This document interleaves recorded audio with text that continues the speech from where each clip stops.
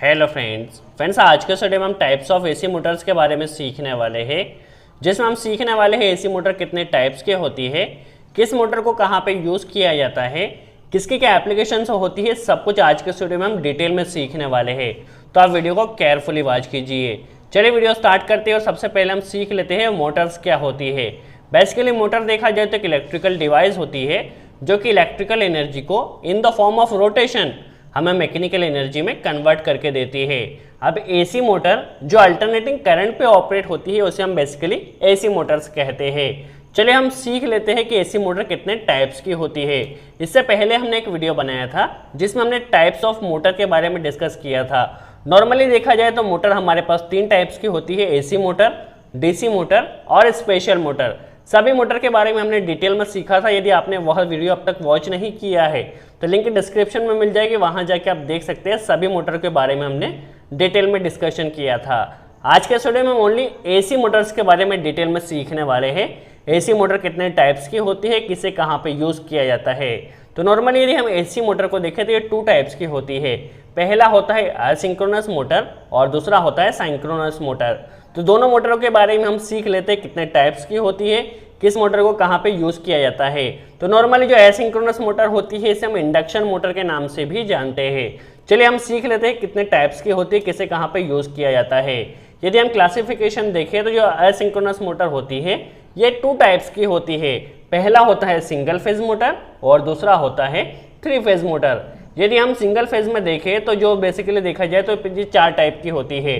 पहला होता है स्प्लिट फेज मोटर, दूसरा होता है कैपेसिटर स्टार्ट मोटर, तीसरा होता है capacitor start capacitor stop motor, चौथा होता है परमानेंट कैपेसिटर मोटर। हम चारों के बारे में डिटेल में भी सीखने वाले हैं। वही यदि जो 3 फेज मोटर होती है 2 टाइप्स की होती है। नॉर्मली ये स्क्वायरल केज मोटर भी होती है और स्लिप रिंग मोटर भी होती है। Normally squirrel cage motor single phase भी होती है और 3 फेज भी होती है। चलिए पहले हम सिंगल फेज मोटर के बारे में सीख लेते हैं। नॉर्मली सबसे पहले हम ये सीखे थे स्प्लिट फेज मोटर। तो जो स्प्लिट फेज मोटर होती है इसे हम रेजिस्टेंस स्टार्ट मोटर के नाम से भी जानते हैं। नॉर्मली क्या होता है, जो सिंगल फेज मोटर होती है उसमें हमारे पास 2 वाइंडिंग होती है। एक होती है मेन वाइंडिंग और दूसरी होती है स्टार्टिंग वाइंडिंग। तो हम इसमें क्या करते हैं, स्टार्टिंग वाइंडिंग के साथ सीरीज में एक रेजिस्टर कनेक्ट करते हैं। और क्या होता है इसमें जो दोनों वाइंडिंग के बीच में जो फेज डिफरेंस होता है वह 90 डिग्री का होता है। अब नॉर्मली क्या होता है, जब हमारी मोटर नॉर्मली जब 80% उसकी स्पीड आ जाती है, जब स्टार्ट करते तो रेजिस्टेंस का काम होता है। और जैसे ही हमारी मोटर की स्पीड 90% या 80% आ जाती है तो क्या होता है, जो रेजिस्टर होता है सेंट्रीफ्यूगल स्विच के द्वारा कट कर दिया जाता है। नॉर्मली जो स्प्लिट फेज मोटर होती है उसे हम रेजिस्टेंस स्टार्ट मोटर के नाम से भी जानते हैं, क्योंकि रेजिस्टेंस ओनली स्टार्टिंग के टाइम पे ही यूज़ होता है। जैसे हमारी मोटर फुल स्पीड में आ जाती है तो रेजिस्टेंस कट कर दिया जाता है। इस टाइप की जो मोटर का यूज़ किया जाता है वो वॉशिंग मशीन में किया जाता है या एयर कंडीशनर में स्प्लिट फेज मोटर का यूज़ किया जाता है। वही यदि दूसरे टाइप की हम मोटर के बारे में सीखें तो होती है कैपेसिटर स्टार्ट मोटर। नॉर्मली क्या होता है, इसमें दोनों वाइंडिंग को बीच में एक सीरीज में स्टार्टिंग वाइंडिंग के साथ इलेक्ट्रोलाइटिक कैपेसिटर लगाया जाता है।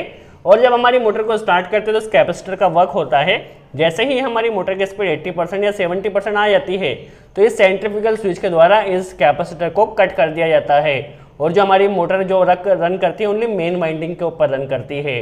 नॉर्मली इसमें जब वो जो बेसिकली देखा जाए तो कैपेसिटर होता है ओनली स्टार्टिंग में ही होता है, इसलिए इसे हम कैपेसिटर स्टार्ट मोटर कहते हैं।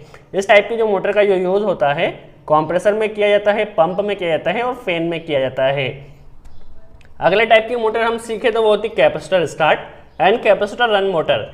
इस मोटर के बारे में सीखे तो इसमें क्या होता है, 2 कैपेसिटर कनेक्ट किए गए होते हैं। आप देख सकते हैं यहाँ पे 2 कैपेसिटर कनेक्ट किए गए हैं और एक कैपेसिटर के साथ में एक सेंट्रीफ्यूगल स्विच लगाया गया है। नॉर्मली क्या होता है, जब हम मोटर को स्टार्ट करते हैं तो स्टार्टिंग कैपेसिटर का फंक्शन होता है और जैसे ही हमारी मोटर रनिंग में आने लगती है या 70-80% उसकी स्पीड आ जाती है तो जो स्टार्टिंग कैपेसिटर होता है ये क्या होता है, इस वाइंडिंग के साथ डिस्कनेक्ट हो जाता है और हमारी जो मोटर रन करती है वो ओनली रनिंग कैपेसिटर के ऊपर रन करती है।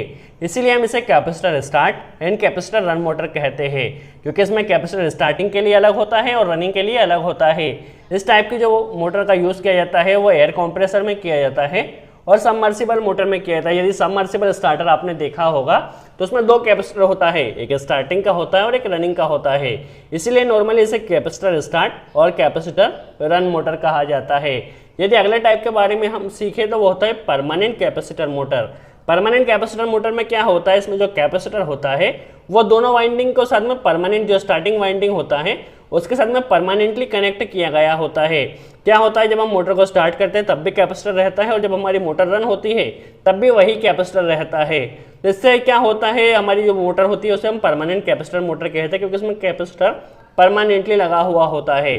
तो जहाँ पर भी हमें हाई स्टार्टिंग टॉर्क की रिक्वायरमेंट होती है वहाँ पर हम normally permanent magnet capacitor motor को कनेक्ट करते हैं। नॉर्मली जो इस मोटर का पावर फैक्टर होता है वो काफ़ी बेटर होता है, क्योंकि इसमें कैपेसिटर पूरे टाइम तक के लिए होता है, इसलिए इसका पावर फैक्टर भी काफ़ी अच्छा होता है। इसे यूज़ कहाँ पे किया जाता है, तो जो हीटर ब्लोअर हमारे होते हैं वहाँ पे परमानेंट मैग्नेट कैपेसिटर मोटर का यूज़ किया जाता है। आई होप आपको सिंगल फेज मोटर के टाइप्स के बारे में क्लियर हुआ होगा। अब हम सीख लेते हैं थ्री फेज मोटर के बारे में। नॉर्मली जो थ्री फेज मोटर होती है वो भी टू टाइप की होती है। पहले होता है स्क्वायरल केज इंडक्शन मोटर और दूसरा होता है split slip ring induction motor. जो स्क्वायरल केज इंडक्शन मोटर होती है उसमें रोटर की डिज़ाइन कुछ जिस तरह से होती है, इसके ऊपर इस तरह के स्क्वायरल दिए गए होते हैं। जो हमारी नॉर्मल इंडक्शन मोटर होती है या बेसिकली देखा जाए सीलिंग फैन में स्क्वायरल केज इंडक्शन मोटर में ही आती है, तो ये सिंगल फेज में भी होती है और थ्री फेज में भी होती है। वहीं यदि स्लिप रिंग मोटर के बारे में देखा जाए तो इसका जो रोटर होता है, इसके रोटर के ऊपर इस तरह से स्लिप रिंग्स बना दी गई होती है, देखिए इस तरह से आप देख सकते हैं।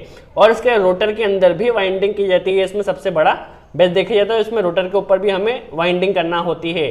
तो जो स्लिप रिंग टाइप से मोटर हुई होती है इसका आजकल इतना ज़्यादा यूज़ नहीं किया जाता, बट इसके जो बेसिकली इतना करने से हमें बेनिफिट से ये मिलता है कि जहाँ पर भी हमें एडजस्टेबल स्पीड की रिक्वायरमेंट होती है या फिक्स्ड स्पीड की रिक्वायरमेंट होती है, जिसे हम जितना एडजस्ट करना चाहे कर सकते हैं, तो स्लिप रिंग इंडक्शन मोटर को हम वहाँ कनेक्ट करके एडजस्टेबल स्पीड हम प्राप्त कर सकते हैं या ले सकते हैं। तो ये बेसिकली देखा जाए तो एसिंक्रोनस मोटर में सिंगल फेज मोटर भी कंप्लीट हुई और थ्री फेज मोटर भी कंप्लीट हुई। अब हम सीख लेते हैं सिंक्रोनस मोटर क्या होती है। तो नॉर्मली सिंक्रोनस मोटर क्या होती है, तो नॉर्मली यह भी एक तरह की मोटर ही होती है और जहाँ पर भी हमें कांस्टेंट स्पीड या फिक्स्ड स्पीड की ज़रूरत होती है वहाँ पर हम सिंक्रोनस मोटर को कनेक्ट करते हैं। नॉर्मली क्या होता है, जहाँ पे भी हमें एकदम एक्यूरेसी के साथ स्पीड को चाहिए होता है वहाँ पर हम नॉर्मली सिंक्रोनस मोटर को कनेक्ट करते हैं। इसकी इतनी एक्यूरेसी होने के कारण इसे हम बेसिकली देखा जाए तो जो लार्ज रेटिंग के कंप्रेसर होते हैं वहाँ पर कनेक्ट करते हैं। इसके अलावा पेपर प्रिंटिंग जो मशीन होती है वहाँ पर भी हमें हमारी जो मोटर होती है उसे फिक्स्ड स्पीड में चलाना होता है, जरा सा भी वेरिएशन नहीं चाहिए होता है, तो इसलिए वहाँ पर भी हम सिंक्रोनस मोटर को ही कनेक्ट करते हैं। इसके अलावा देखा जाए तो जनरेटिंग स्टेशन में पावर फैक्टर मेंटेन करने के लिए भी हम सिंक्रोनस मोटर को कनेक्ट करते हैं। क्या होता है, जनरेटिंग स्टेशन में काफ़ी हाई अमाउंट में हमें बेसिकली मोटर भी चलाना होती है और पावर फैक्टर भी इंप्रूव करना होता है, तो हम वहाँ पे सिंक्रोनस मोटर लगाते हैं ताकि वहाँ पे हम मोटर का काम भी पूरा हो सके और पावर फैक्टर भी मेंटेन हो सके। नॉर्मली हम कैपेसिटर से भी पावर फैक्टर इंप्रूव करते हैं, बट जहाँ पे जनरेटिंग स्टेशन होते हैं वहाँ पर हम सिंक्रोनस मोटर से पावर फैक्टर इंप्रूव करते हैं। सो आई होप आपको क्लियर हुआ हो एसी मोटर कितने टाइप्स की होती है। नॉर्मली हमने 4 टाइप के सिंगल फेज मोटर देखी, इसके अलावा 3 फेज मोटर देखी, एसिंक्रोनस मोटर देखी और सिंक्रोनस मोटर देखी। नॉर्मली ये 2 टाइप्स की ही होती है, एसिंक्रोनस मोटर और सिंक्रोनस मोटर, बाकी सभी का इसमें क्लासिफिकेशन दिया गया है। सो आई होप आपको समझ में आया हो मोटर एसी मोटर कितने टाइप्स की होती है, किस मोटर को कहाँ पे यूज़ किया जाता है। यदि आप मोटर के बारे में डिटेल में सीखना चाहते हैं तो लिंक डिस्क्रिप्शन में मिल जाएगी, वहाँ जाके आप सीख सकते हैं। सो आज के लिए इतना ही।